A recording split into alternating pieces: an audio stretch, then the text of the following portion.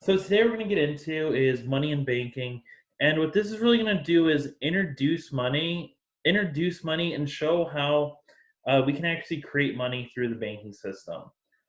So we look at first is what does money do? Like, what's the purpose of money, or uh, what's its purpose? The second bit today looks at measuring it. So how can we actually measure money? How do we know how much money is in the system? Is basically what that's looking at. Third bit, role of banks. Why do we have banks? Like, what do they do? What are they for? And so on. And the last bit, we look at how banks create money. There's a really cool article that I posted to Blackboard just about, and we'll be talking about monetary policy probably on Wednesday or next Monday. But there's an article I posted in Blackboard from the Federal Reserve. Really cool little article. Kind of explains what we have going on the next couple of weeks, and what actions they are taking with the virus going around as it is. So, just a couple things that you can keep an eye on, and that should be interesting for you if you are. So, when we think about money, right, the first thing we kind of are interested in doing is what would the world be like if we didn't have any sort of money or any sort of what we may at first, in the very beginning of this chapter, I'm going to call it a universally accepted good. So to exchange goods in this case, what we would have to do is participate in what's known as the barter system. That's where we trade one good for another, and we don't use money for it. So we have to trade goods for goods. So I might trade um, so we might trade something like an apple for an orange, or I might trade something like an oil change for a lunch. Right? So we take two goods or two services and we trade them. There's no money involved. It's just there for there. Today, if you look, sometimes you'll see on like a Facebook marketplace or a Craigslist, some people are just looking to trade goods for other things. And that's what we see in the barter system. So we have the barter system. The challenge with this, and I guess even with money, this technically could be a challenge, but the challenge we face with the barter system is called this double coincidence of wants. That is, two people want this, excuse me, that is, in order for a transaction or a trade to occur, two people or both parties have to want the good that um, they have to want the good that the other party has. So if we're coming in with this oil change for lunch, if I go to get my oil changed and they already have lunch, then my lunch is not going to do them any good because they already have what I have, which again proves to be a challenge, uh, and so on. So we have this double coincidence of wants. For a trade to happen, you have to have something that I want, and I have to have something that you want. And we have to, and one of the assumptions we make with this is we have voluntary trade. So there is no, I'm not allowed to coerce you into trading with me if, right, if you don't have something I want, we just don't make the trade and vice versa, so on. So to make this process easier, so first, we may ask, how can we alleviate our double coincidence of wants? And what we can do is we can kind of search to have we might say we want to create a universally accepted good.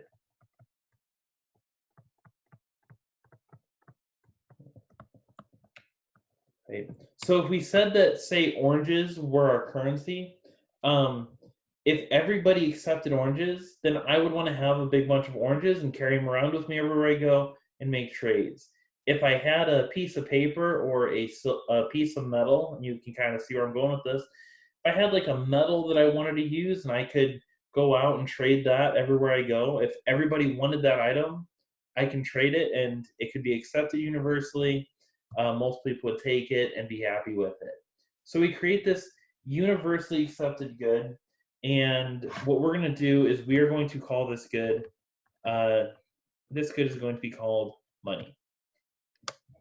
That is, we create a monetary system that, excuse me, we create a monetary system that creates this good, which we call money, that everybody wants, that everybody will accept, and that overall just works for everybody to trade and make those transactions.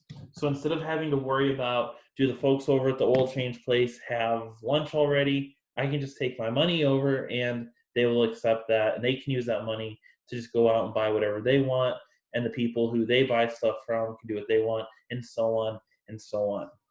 So when we think about money, right, and how do we actually define money? So at this point, I've said it's this universally accepted good. But if we want to get a little further and figure out what makes money money, we're going to see that we're going to define it by its function. So it's going to be this thing or object that serves really four main functions. This first is a medium of exchange. That is, it's widely accepted as a method of payment, or we can also think of it as a universally accepted good. Right? And that's the same thing that I said just a couple moments ago. So when I go to work, I say, hey, I will go to work and accept money as uh, I will give up my labor, give up my energy, give up my time. In exchange for that, I will accept currency or money as payment. But then when I go out to do places with the money that I earn from work, I can go out and uh, spend money to at other places. So again, I accept it as payment for my services, and then other places accept as payment for their services. So we have that medium of exchange. The second thing we have is what's called a store of value. And basically, what this is saying, so we have a way to preserve economic value that we can spend or consume in the future. So what this is looking at is I want to be able to I can basically something that I can save for the future. So if I put a $20 bill into a lockbox and I lock it up for 50 years, 50 years from now, it's still going to be a $20 bill. And as long as nothing crazy happens with the United States, um, it's still going to be worth $20. Now, it will not have the same purchasing power that it has today, but it has that same that same $20 today, as well as 50 years from now. But also that paper currency that we have, it's not going to fall apart. It's not going to disintegrate in a lockbox. It's going to hold its value. It may not be as crisp as it would be today, but it would still be there. It would still be identifiable, and so on. Now, if I had something like a milk currency where my currency was a bunch of gallons of milk, if I try to do the same thing, even if I put it in a fridge, within a couple months, probably within a month, but I'll give a little extra credit. Within a couple months, it's going to start to be sour and it's going to start to not really be that great. That is, it's not going to be the same thing that it is today. So with my milk-based currency, probably not going to be a good store of value because as we go through time, it's going to turn gross. It's going to start to smell. It's going to not be as good of a product as it is today. Whereas again, with our paper currency, while I personally may prefer to hold a brand new dollar, if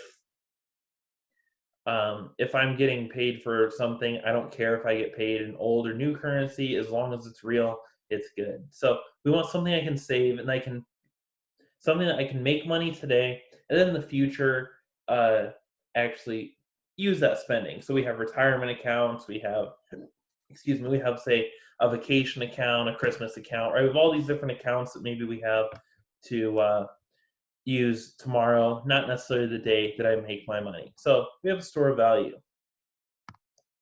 The third one is a unit of account. And what this basically looks at is we have money kind of acts as a a yardstick of value.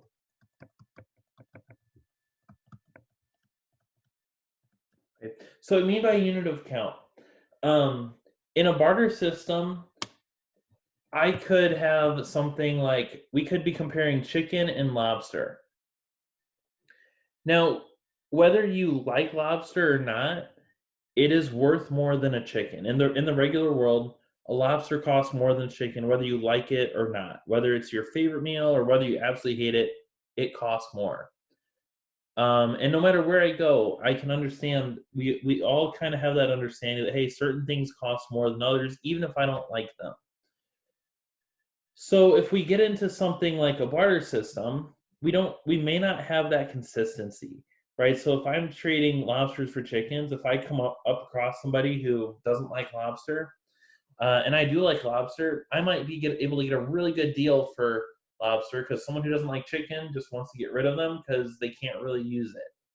Whereas if uh, whereas if the other way around, if there was someone who really liked lobster, I may not be able to get a good deal from them. Then we have a money to act as a yardstick. I don't have to worry about who happens to be working at the grocery store or what's going on. I can look at the market price and say, oh, that's the price of a lobster, and I can make that work, right? So we have that common way, and it's kind of this unit account kind of acts as this common. Uh, we understand what a dollar is and what a dollar can buy you, right? If we think about like bottles of Coke, if a bottle of Coke were to cost, say, $20, we all kind of understand that that would be a very expensive bottle.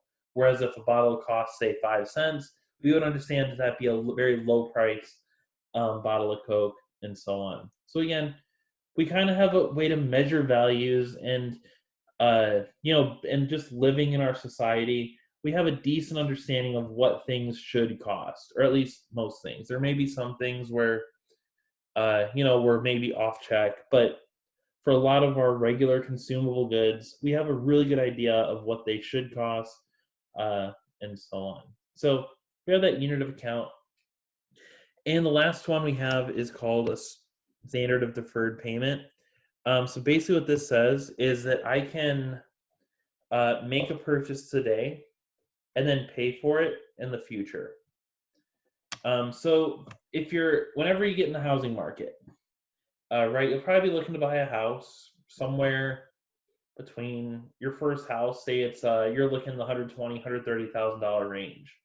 I don't know what the housing market will be like well, I don't know what the housing market will be like in 2 months from now. But so say we're looking at 120, $130,000 range for a house. I don't have to come up with $120,000 overnight to pay for that house. Instead, I can borrow that money. So I can borrow the $120,000 and then and then throughout the next 15 or 30 years, make payments on it rather than having to come up with all that money today, being able to pay it off little by little as I go. So I have that standard of deferred payment. I can purchase something today and then pay for it with my future earnings. If you're in a spot where you're taking out a student loan, right, you're not paying for education today. Instead, you're going to pay for it over some number of years after your schooling is complete. Or if you're using a credit card, if an emergency comes up where I don't have the cash to pay for whatever can happen, I can pay for it with my future earnings. So we have that standard of deferred payment. This is basically acting like uh, credit or paying for something with tomorrow's earnings. Or by tomorrow, we mean future earnings.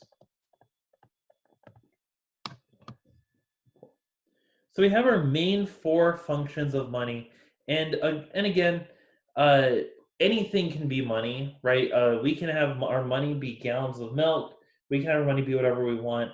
But if we're going to have a good currency or a good money, it's going to be able to hold these four uh, values. And the money that we have today, the U.S. dollar, the euro, whatever your favorite currency is, for the most part, they all can meet these needs, so long as everything stays relatively stable. And I mean relatively meaning even today with everything kind of being shaky and the market kind of being a roller coaster, it's not like unstable in the sense that I'm referring to where we're getting ready to have like a coup. But as long as things are relatively stable, uh, everything should work out fine with our money being the way it is. So the next little bit we get into is what types of money are there, right? And at first we have really three main types that we can see. Excuse me. The first being called commodity money. And this is money where we have an item that is our money and it has value outside of being actual money. So with commodity money, I have a oftentimes with this we use our metals. So common examples are things like gold, silver, uh, or something that again has value outside of being the currency.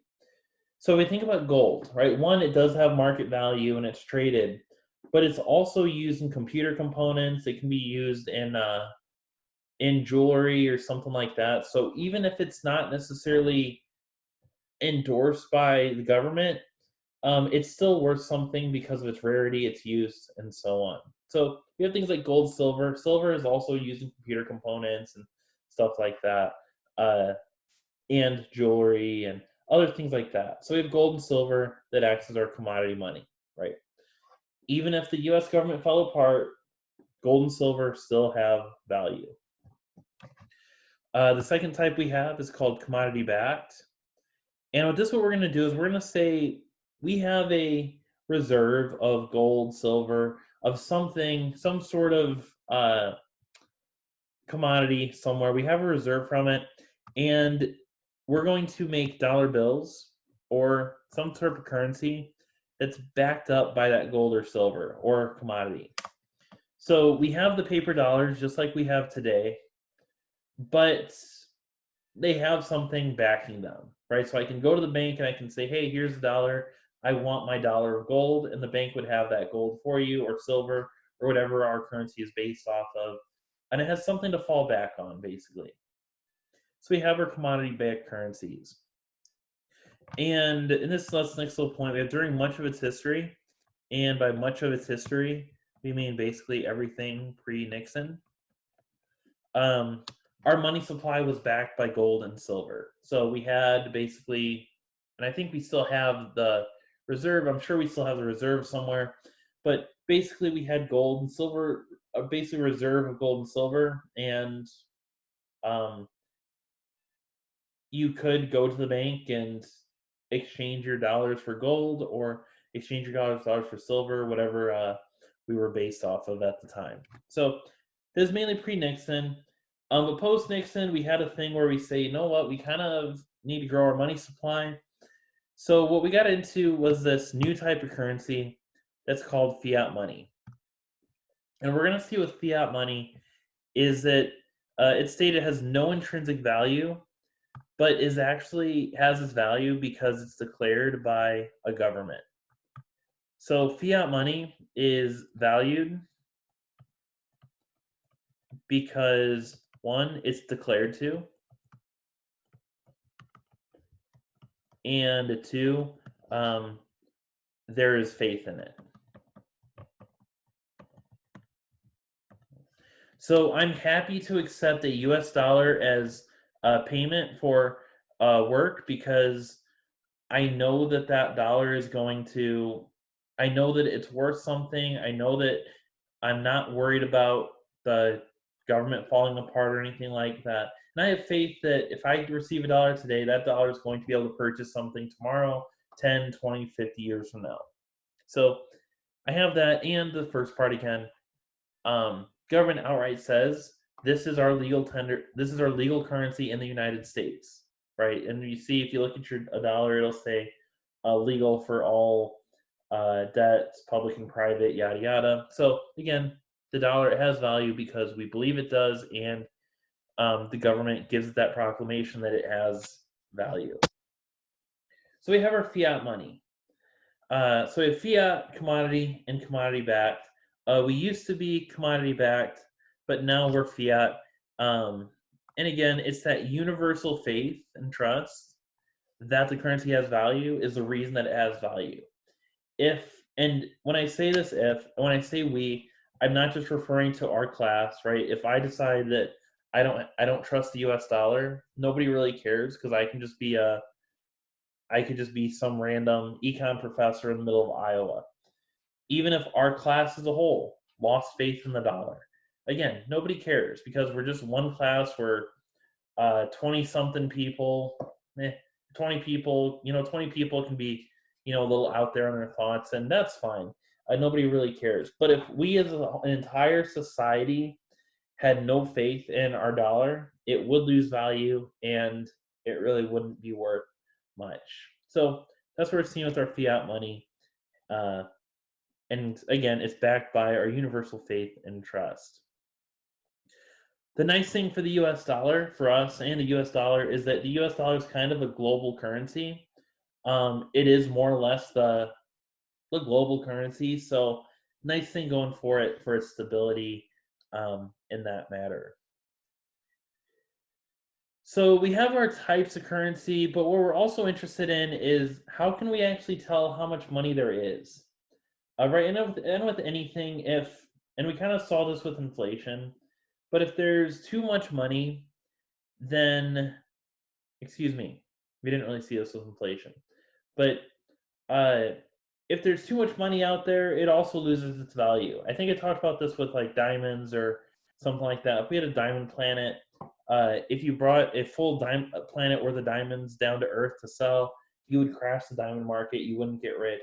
But when we look at how much money there is, we go to the Federal Reserve to kind of make that measurement for us. So Federal Reserve, we'll see them a lot more next chapter, but they're going to be the central bank of the United States. So this means that they regulate banks and they enact monetary policy.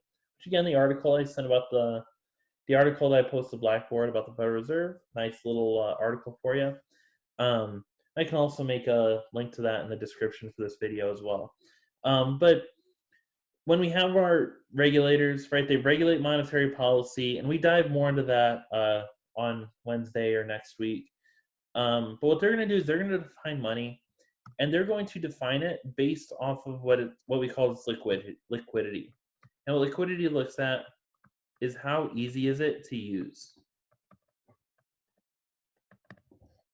So if I think about something like, so when we think about liquidity, right, we think about the word that we see in it is liquid. And if I think about something like water, um, if I have a bottle of water, I can put it in pretty much as long as the cup is big enough. I can put it into pretty much any cup, any type of uh, cup, bowl, whatever the case is. I can throw it in, and it's going to take the shape of that object, right? So if I put it into a bottle, it's going to take the shape of a bottle. If I put it into a bowl, it'll take a bowl shape, right? And we think of water as being very liquid, and it is a liquid. That's kind of what it's defined to be. However, if I do the same thing with a solid, right, which I don't think of my computer to be very liquid, or if you take something, anything that's solid, and you do the same thing, excuse me, even if, um, that's not what I do. So say we have a bowl and a plate, and I have a computer, right? If I put my computer onto a bowl, if it doesn't fit, it's not going to fit in, and it's not just going to fill up the bowl, right? It's going to sit in as a flat object, and just however it can fit in, it can fit in. But if it sits on top, it sits on top. It doesn't matter anything about what's going on with the shape of the bowl. The computer itself will take the same shape no matter what, as will pretty much any solid. So it doesn't matter if I put it in a bowl, on a plate, on a table, it's going to hold its shape. Whereas water, if I put it into a bottle, it'll hold the shape of a bottle. If I put it into a bowl, it'll hold the shape of a bowl. And if I throw it onto the table, it'll splat out and become, it'll lose its shape altogether. So when we think about liquidity with money, that we're again looking at how easy can I spend it and how easy can I turn it into what I want to turn it into. So what the Federal Reserve does, they really have two definitions of money supply, and they have what's called M1 and M2. And the way that I think about this to remember to make sure I have my numbers right is M1 and M2, they tell me how far I am away from actually accessing the money. That is, how far am I away from turning that money into a physical object? So first one is M1, right? This is going to be a very narrow definition. Um, and what it's going to mainly include is currency, check that is currency, money put in checking accounts, which can also be called demand deposits, and then also traveler's checks. And traveler's checks are going to be you may have heard of them as certified checks. But if you're in a situation where somebody's not comfortable just taking a personal check, they may say, hey, you need to bring a certified check in. That way they know if you're buying a good or something. That way they know that when they receive that check, it's good, it's going to work, and they don't have to worry about the check bouncing. So those three things are going to be counted in our M1. And then our M2 basically means I'm up to 2 steps away from accessing my money. So in M2, so whereas if I think of my checking account, my currency, or a traveler's check, I can give it to somebody, or I can go use my currency, I can use it to my checking account, I can directly use it and transfer it from myself to another person, and receive a good immediately for it. Whereas with my M2, I don't quite have that flexibility. So for the most part, your savings accounts don't get debit cards, and you have a limited amount of withdrawals you can make every month. Money market funds, CDs, right? They're all more restricted. But when you look at our M2, we're going to include everything in M1 plus our savings accounts, money market funds, and our CDs. So our M2, again, a lot less restrictive, but do note that it includes everything in M1. So what this will look like, if we were to want to kind of see what this looks like, our M1 would be something like this, and our M2 would fully contain M1, and then be plus some. So just a little illustration to show what this is. So if we dive in and look at, again, what we have is our M1. We have coins and currency in circulation. So this is the money in my wallet, the money in your wallet, maybe the money hidden in maybe if you have a safe at home, maybe it's, money that's in your safe or in your lockbox or whatever you have. It's coins, currency, money that's physically being circulated and physically in the hands of people. The second one, again, checkable or demand deposits. These are available directly by either making a cash withdrawal, writing a personal check, or you can even use your debit card. Then you have traveler's checks, which I just explained to be those certified checks. Cool. That's basically our M1 in a nutshell. So the second bit we have is our M2. And one big thing we want to notice with our M2 is that it includes all of M1. So if it's M1, again, it's automatically in M2. But what this will also include is our savings accounts. So with the savings accounts, you're not able to quickly or directly withdraw your money, but you can go to the bank to get it, or you can transfer it into a checking account. So I said this looks at how many steps we have to take to use it. So for my money in my checking account, I can instantly get it and I'm good to go. With my M2, to use my money in my savings account, I can't just like immediately use it right now. Instead, I have to do, there are three main ways off the top of my head I can think about it. One, I have to go to the bank or transfer the money from, one, I have to go to the bank and get the money from the bank, then I can use it. So I have to turn it into M1 to use it, or I can transfer it from my savings into my checking and then use it. But the other way I can do it, so I have that one way where I have to physically go to the bank or transfer it out to my checking account. The second way that I can do it is I can use a credit card, which uses my credit card, and we'll get into this in a couple minutes. But I can use the credit card, which uses the credit card company's M1 currency, and then I can pay off my credit card bill from my savings, which is kind of a second way. And the third way that I can use it is through something like PayPal or something like that, which seems a little quicker, but then again, I still have to go through PayPal or through Venmo or whatever your payment app is, and then work it through that way through that. So I can't directly use my savings account. And even if I could, I have a maximum number of transactions I can use, or I can only withdraw, I think, 6 times from my savings account. Then the last two on here are different financial products. So money market funds, Um, it's it's a financial product available to bank, and basically you pull together a bunch of deposits, and they're invested in government bonds in a short run.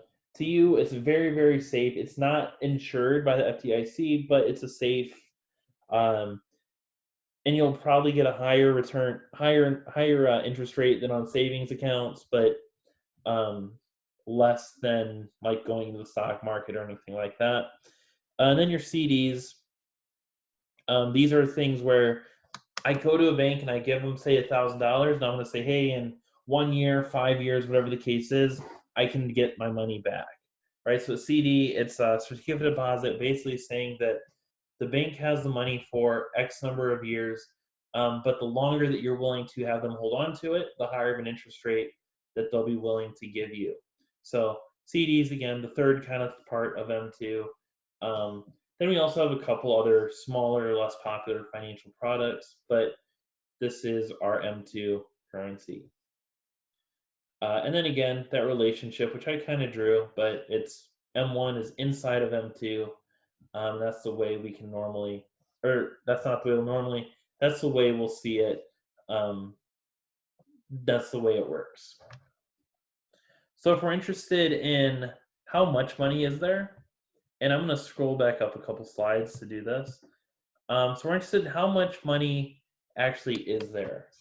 And to do this, we have a really cool site called US Debt Clock. I think I pulled this up a couple times so far, but we have the debt clock, and I'm just going to use it on my second screen rather than pulling it up on Zoom.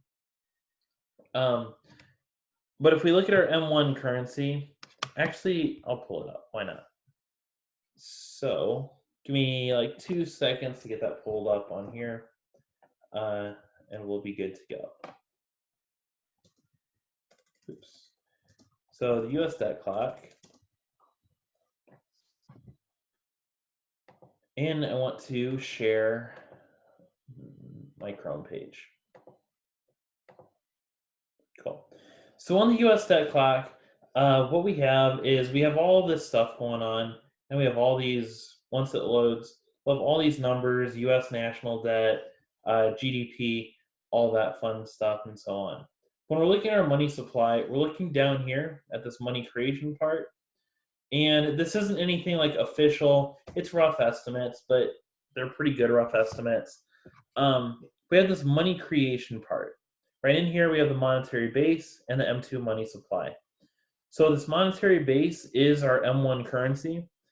So right now we have about $3.9 trillion in this.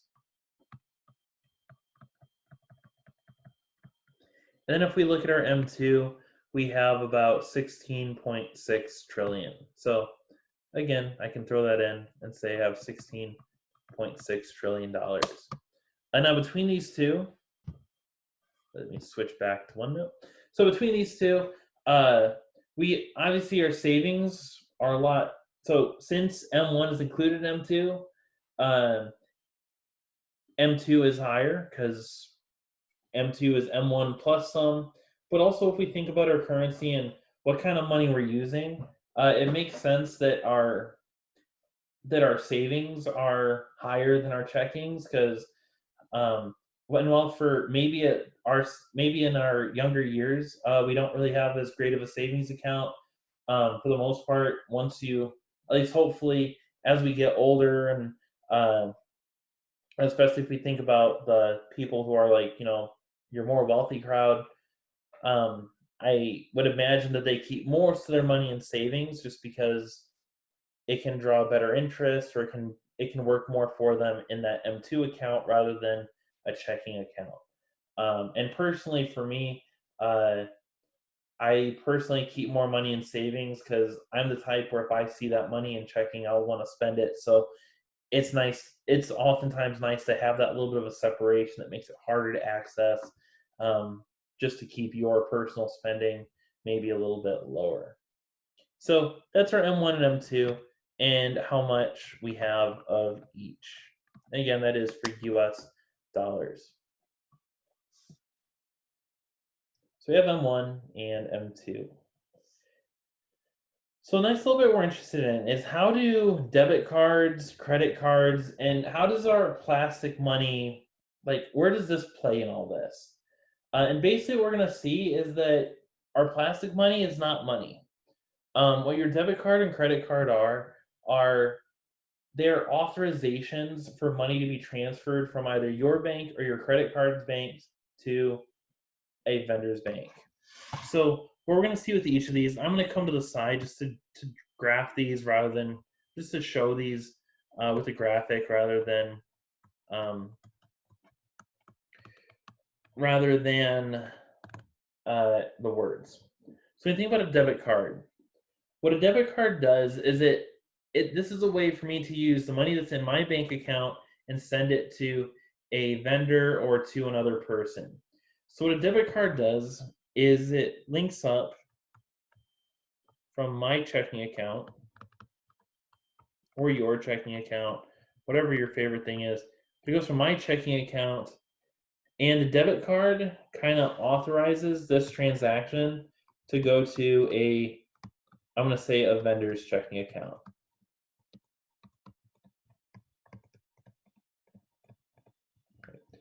And the debit card more or less facilitates this transaction. All right, so I take the debit card, I either swipe it or I insert the chip in, and then it takes, again, what that debit card says is it sends a message from my bank saying, hey, you need to send this much money to this person's bank. Then my bank goes ahead and sends that money over. So again, all the debit card does is authorize a transaction from one place to another. Now, what a credit card will do is a little bit different, but basically the same story, just there's another side to it. So with a debit card, what it'll do is it'll take money from the bank's checking account.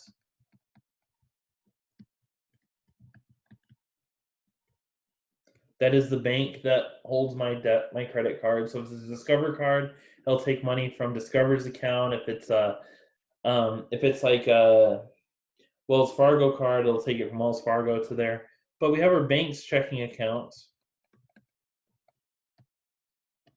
Then the credit card, just like with the debit card, we'll tell the bank that, hey, you should send money to this vendor.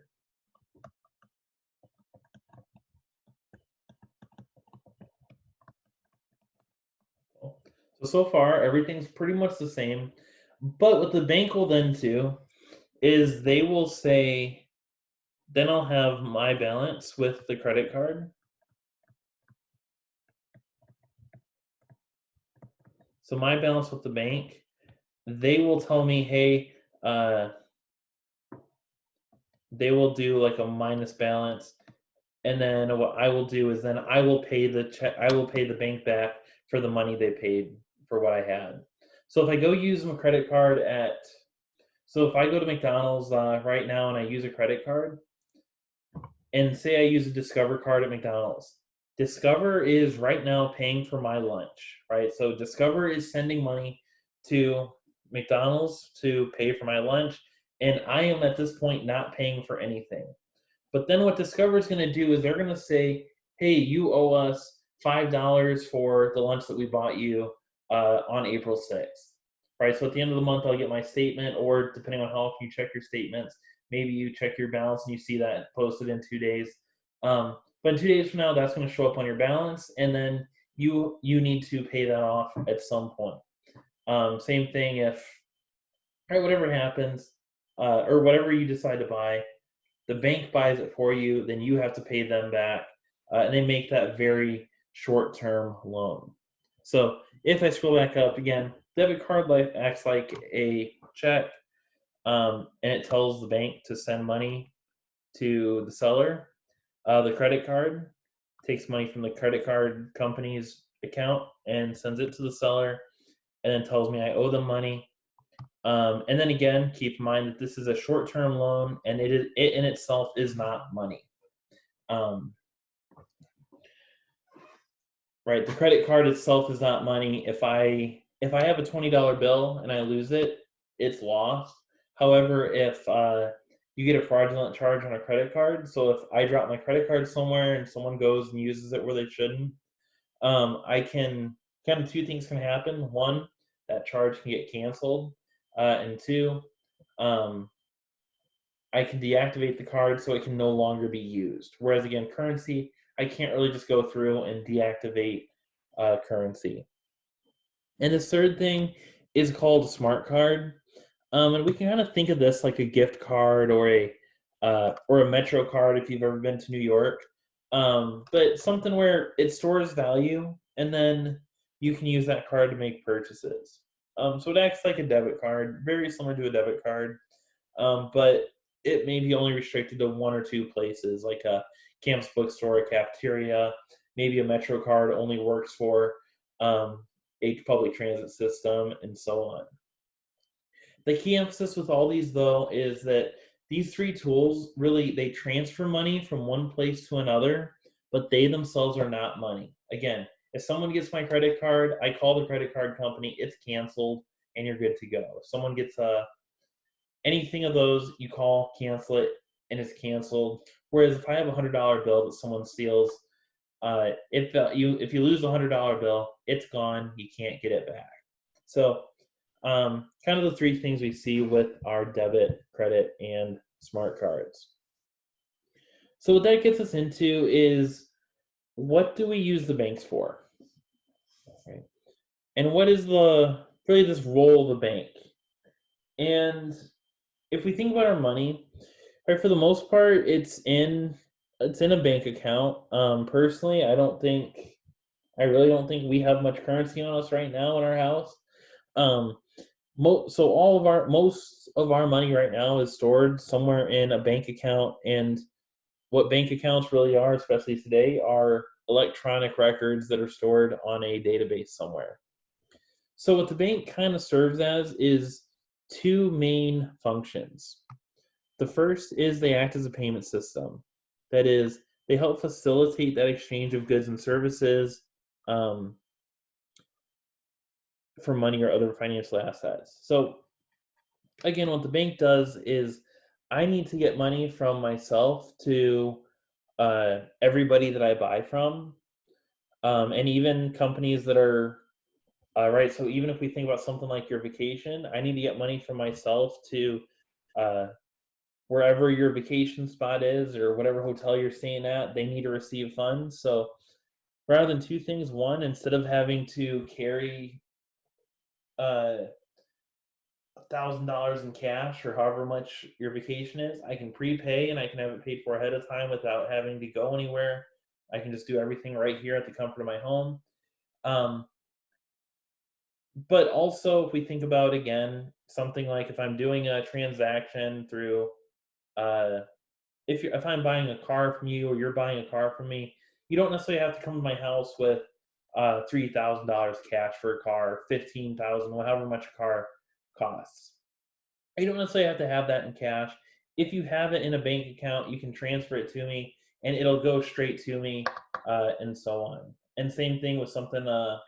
Last week or 2 weeks ago, they passed the coronavirus stimulus package, and uh, a lot of people. And I know a lot of people aren't, uh, especially some of y'all may not be, depending on your situation with taxes and all that fun stuff.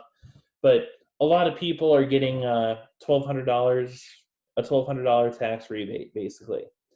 Um,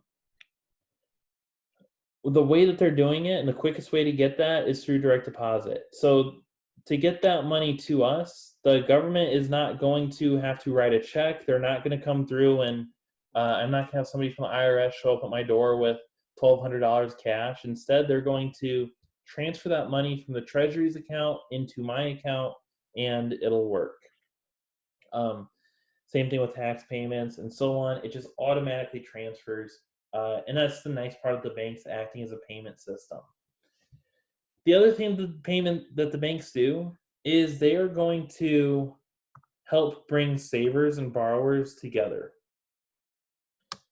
So if we were if we were out names right now and we were actually in our classroom, um, suppose that today something came up and I need to borrow money, right? My car broke down or whatever the case is, and I need money to go get a new car.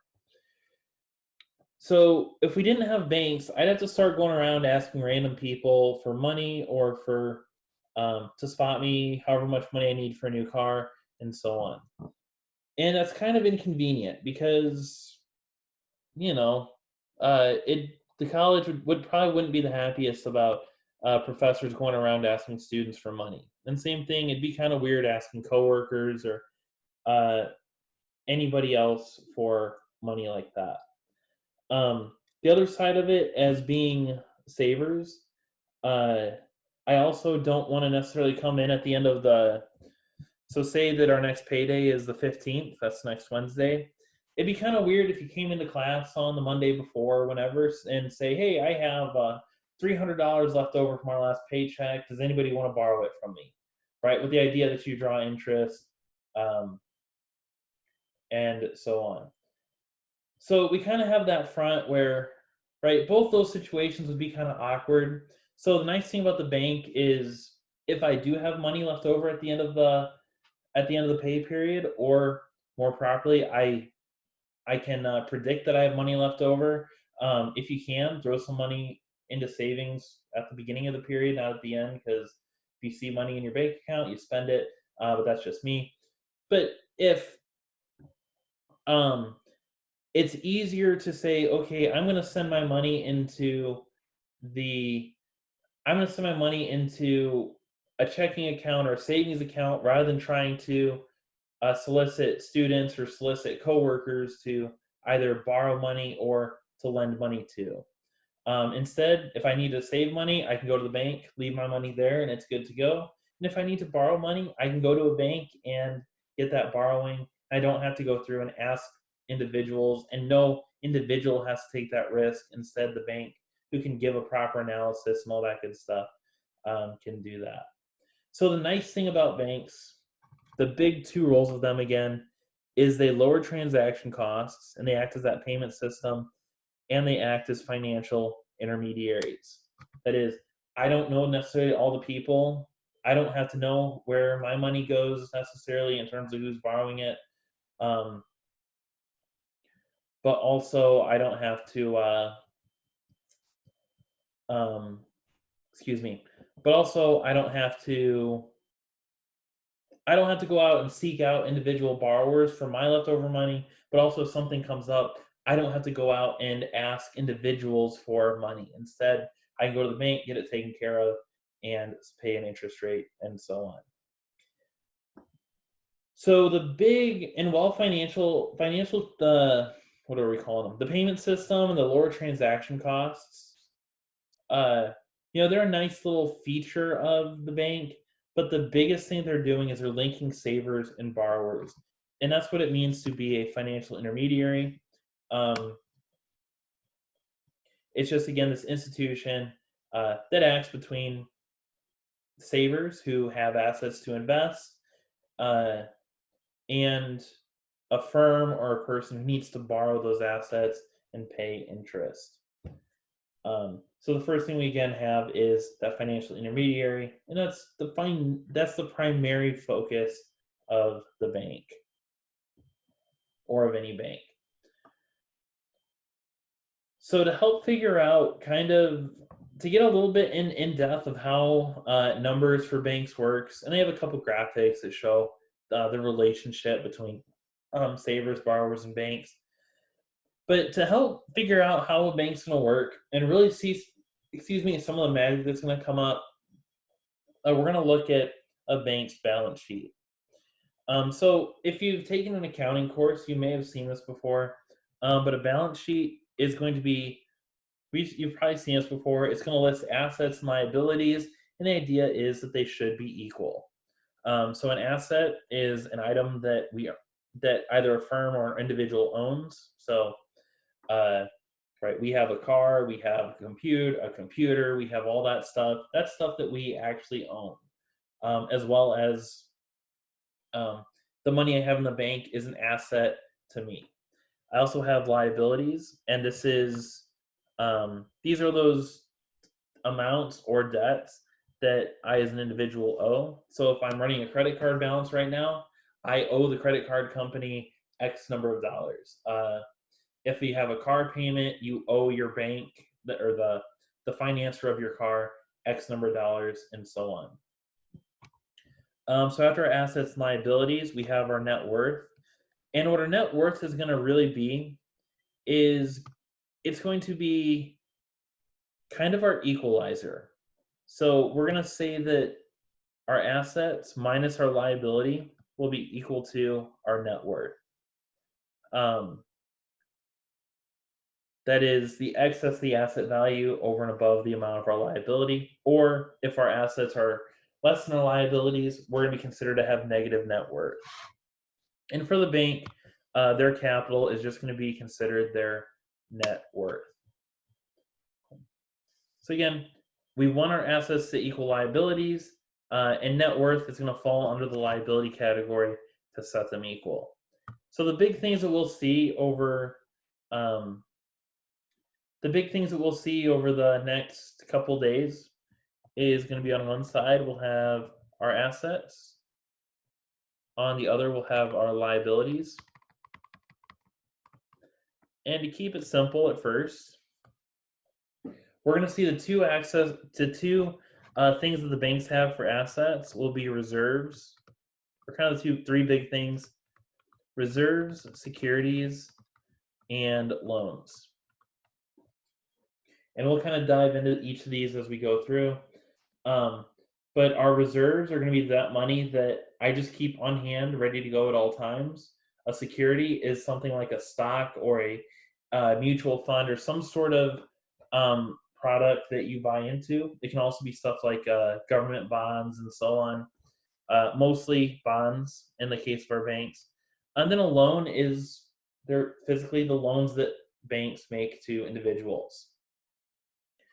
Then our liabilities the banks will see will be mainly their deposits. And that'll be the one we mostly focus on throughout today. And then we also have our net worth. Where again, our net worth, it falls under this liability side, but it's kind of, again, just that equalizer that sets them equal. So if we had say $100 in deposits, say that means we keep $10 in reserves, then we have say $50 in securities and $50 in loans. In this case, what I would do is I'd say, well, my assets at this point are $110 and my liabilities right now are $100. So my net worth is going to be the difference of those, which is $10. And that's how we can go about looking at our spreadsheets or our balance sheets. So we're going to see so we see that the banks take our deposits and make loans. We're going to see they have some restrictions, right? They're going to have a couple things that come up. Right, that's kind of what we just looked at. We can look at T accounts and so on. But the first thing we look at is one of the big things we're going to see banks in that first row was reserves. That is funds that the bank keep on hand. It doesn't loan these out. It doesn't invest these. Instead, it's just there, ready to go. So what the Federal Reserve is going to do is they're going to require banks to hold what's called they're going to require banks to keep a certain percentage of depositors' money on reserve, and this is going to be called a reserve requirement. So what the Federal Reserve says is you can't just go out and invest and loan out all of your money, right? You have to keep some of it on hand so that if your depositors come in, you have money to give them. In our small examples, we're going to see that this is going to kind of be a little unrealistic because banks hold more than $100. But as we get into a larger scale, we're going to see that we would see that this would be everything will seem a lot more reasonable and so on. In our most common reserve requirement, that is for most banks, our reserve requirement comes out to be about 10%. And you'll notice for the most part, I use that 10% number because that's kind of the standard. And then again, we talked about our net worth or bank capital. And ideally, our net worth is positive. If our net worth is negative, then the banks don't have the assets to meet their liabilities, and that can kind of lead to some issues where the banks can't give all the money out to their depositors. Which, if I go to the bank and I need $1,000, I expect that $1,000 to be there if I have it in my account, or if I have money in the bank, I expect it to be there. So we want that net worth to be positive, and that's a sign of a healthy bank.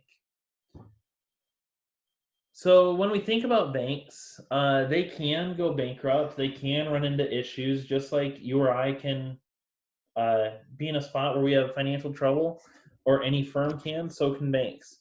So two big issues that we run into banks is one, this high rate of loan defaults. That is a lot of debtors. A lot of debtors become unable to pay their loans. Right. And for the most part, if you have one or two people default on their loan, really not a big deal, right? If I go to the bank and I take out a $10,000 loan and I have to default on it, it's not really going to kill the bank. But if you have a large number of people that do this, it could potentially run into some fairly large problems. And the second one is going to be linked to the bank runs that I have mentioned in the notes. But we have what's called this asset liability time mismatch. And what this looks at, and it basically says that customers can withdraw. So as a customer, I can withdraw my liabilities between today and tomorrow. So I can go to the bank tomorrow and say I need all of my money back, but I cannot necessarily repay my assets as quick. So again, I can go to the bank tomorrow, say I need all my money, take it, and I can take it and do what I want with it. However, the bank cannot just come to me if I'm a debtor and say, hey, you need to pay off all your money today, right? Instead, they have the term that we agreed to, and they have to wait until I'm ready to pay based off the terms that we established ahead of time. So again, this asset liability time mismatch. It's easy for the consumer to go get money, but the bank can't necessarily just go and get their money back from consumers.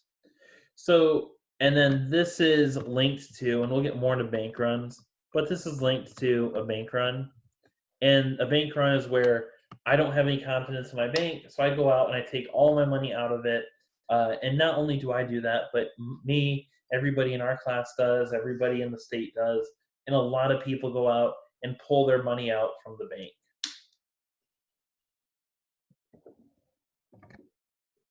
So to reduce these risks, we kind of have three main strategies. The first is to run a diverse portfolio or diversify. So if you hear anything about investing, one of the things you hear is to not put all your eggs in one basket. So as a bank, we want to do the same thing. So as a bank, I don't just want to go out and make a bunch of housing, make only mortgage loans or make only car loans or so on. Instead, what I'd like to do is have some business loans, some mortgage loans, some personal loans, some housing, and so on. So I have a mix of risk and a mix of different loans that are being made out to. So if the auto industry takes a hit, there's only one part of my portfolio that's taking that hit. Right, and same thing with any other area. The second thing they can do is actually sell their loans to the secondary loan market. So if I can go out and take a loan today, right? And I say, well, I owe so and so $10,000, or I owe, say, Vision Bank $10,000. Now, what Vision Bank can do is take my loan and sell it to, say, Wells Fargo, and then they sell the loan to Wells Fargo. Wells Fargo pays them the $10,000 plus a little bit today, and then now I owe Wells Fargo my payments plus the interest. So they're able to sell off the loans into the secondary loan market. And the third thing they can do is just hold on to assets. So have more government bonds or reserves. So if you want to be ultimately safe, you just keep your money on hand and so on. If you're looking into the market right now, the safest thing to do with the market, since it's a roller coaster right now, is to not play. But by not playing, you potentially lose out on some gains, but you also don't run the risk of losing everything. So if we hold on to assets, that's going to be less risky for us, which potentially works out fairly nice for us. That's how we can reduce our risk. And that brings us into the last part of today.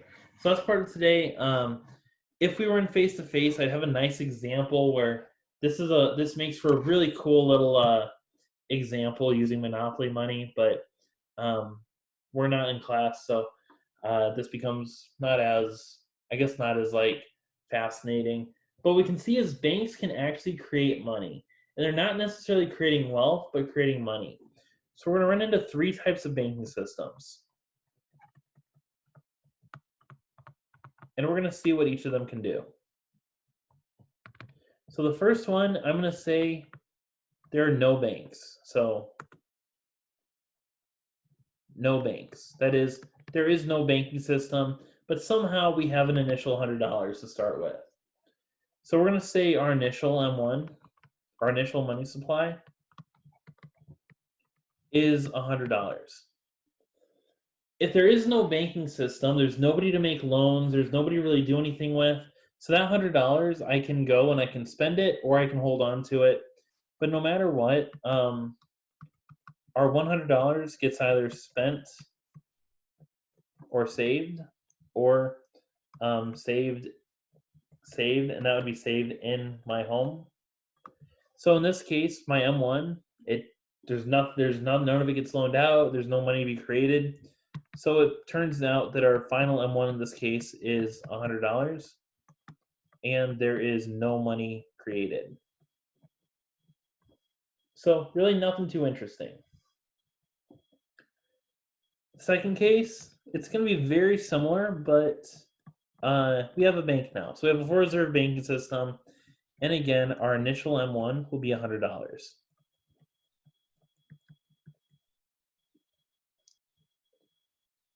So with this initial M1 being $100, what we'll see is in full reserve means that 100% of deposits go into reserve. So I have this $100 in currency, which is my initial M1. So in this case, I'm going to take my $100 to the bank, and they have assets and liabilities.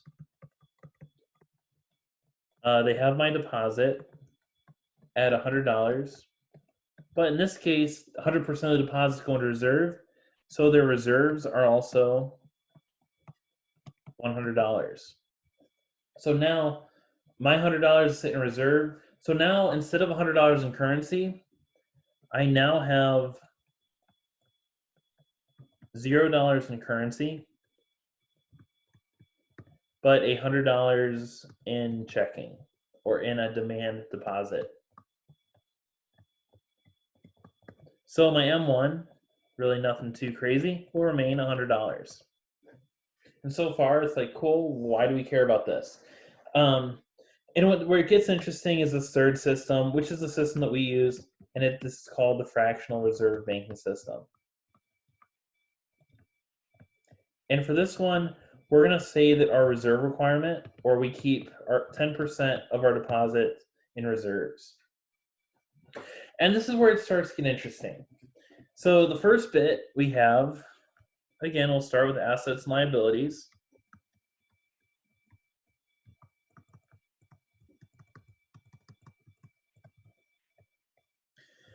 But this time we're going to be able to make loans. So we see that as liabilities, we have deposits equal to $100.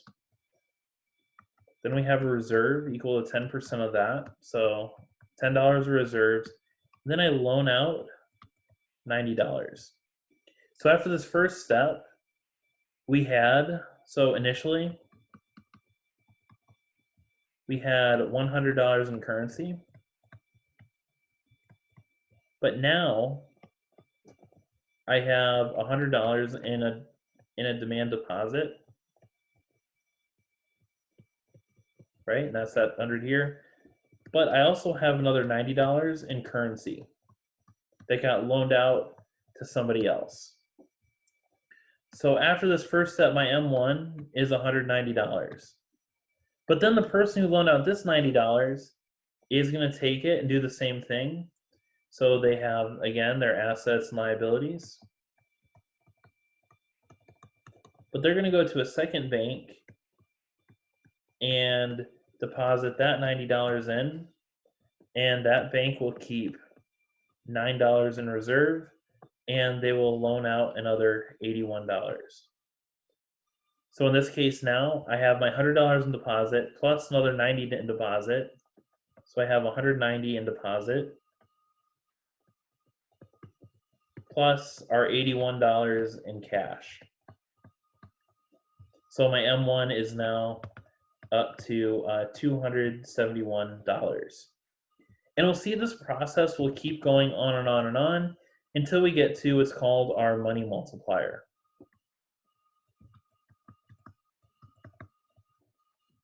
And this will be equal to 1 over our reserve ratio. So in this case, we said our reserve ratio is 10%. So in this example, our money multiplier is equal to 1 over 0.1, which comes out to 10. So when we're trying to figure out what is our money supply or what is our M1 after running through the banking system, we'll see that our M1 final will be equal to our initial M1 times the money multiplier. So we started with $100 in currency. Our money multiplier comes out to be 10. So our M1 after it goes through this entire system will end up being $1,000. And through this, we have turned, and this is cooler when we're in class, but we turned $100 by going through the banking system into $1,000. And this fractional reserve system is how banks actually create money.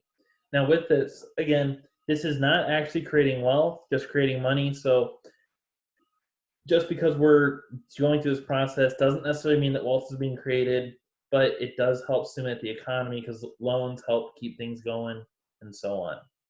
So interesting part of this chapter to close it out. And that is what we'll see with money and banking. On Wednesday, we'll look into our monetary policy, the Federal Reserve, how they work, and what types of policy they can enact.